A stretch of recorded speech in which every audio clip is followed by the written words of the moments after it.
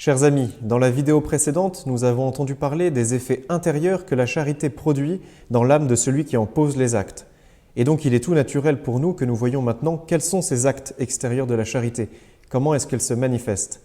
Et c'est très important car notre Seigneur Jésus-Christ, dans l'Évangile selon saint Jean, dit qu'il y a là le critère qui nous permettra de reconnaître qui sont ses vrais disciples. Il dit « C'est en ceci que tous connaîtront que vous êtes mes disciples, si vous avez de l'amour les uns pour les autres. » Puisque Dieu nous a montré et nous montre encore de bien des manières l'amour qu'il nous porte, alors il nous est naturel à notre tour de montrer l'amour que nous avons pour Dieu aux hommes et pour les hommes à cause de Dieu.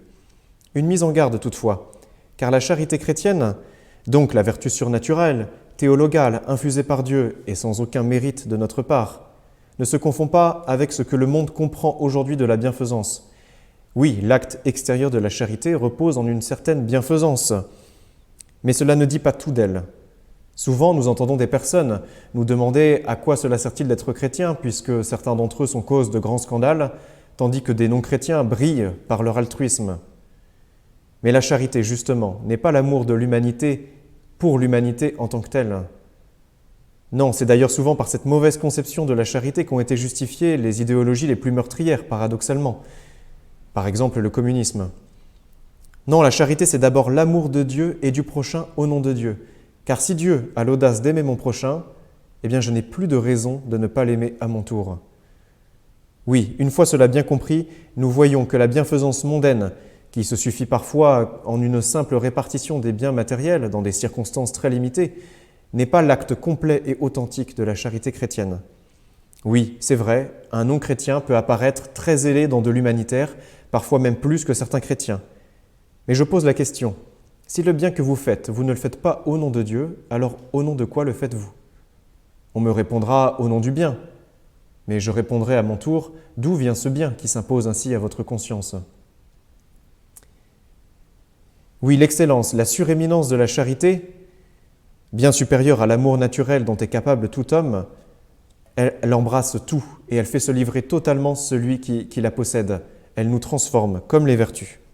Ainsi, quand un chrétien fait une aumône, plutôt que de redresser la situation financière d'un pauvre, eh bien, il souhaite le salut de son âme et il fait le sacrifice de ce qui ne peut l'apporter à lui-même. Il rend aussi un culte au Seigneur qui a dit qu'il était présent dans les pauvres. Encore faut-il que la personne qui bénéficie de notre charité comprenne bien que cela vient de Dieu. C'est pourquoi, chers amis, quand nous faisons l'aumône, qui reste l'un des actes extérieurs de la charité les plus forts, eh bien, ne donnons pas notre pièce du bout des doigts avec le regard en arrière déjà avec l'intention de partir. Non, arrêtons-nous, expliquons-nous et montrons à ce pauvre que c'est surtout Dieu qui l'aime à travers nous.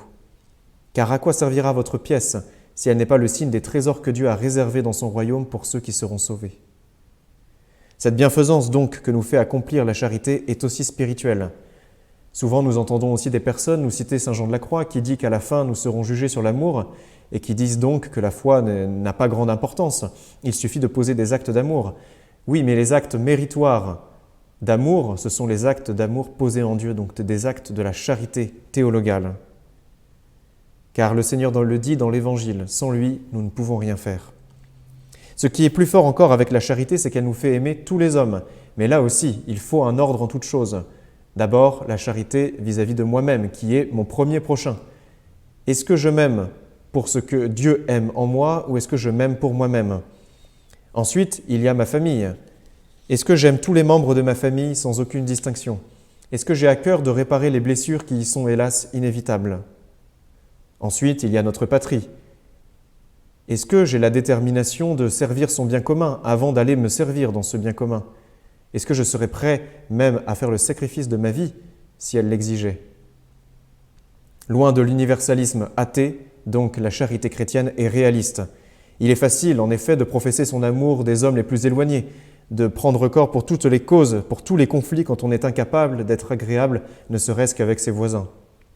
En ce temps de carême, redoublons donc de volonté, dans les occasions très nombreuses, de poser des actes de charité chaque jour. Comme l'aumône est l'un justement des piliers essentiels du carême, ayons une attention particulière pour les pauvres. Et nul besoin là aussi d'aller aux quatre coins du monde pour les trouver. Ils sont partout. Et certains n'ont pas besoin de notre argent, mais de ce qui est peut-être plus précieux encore, notre temps. Oui, la charité, c'est aussi ça, donner son temps à ceux qui en ont besoin. Car la plus grande des pauvretés n'est pas la misère financière, mais bien le manque de charité.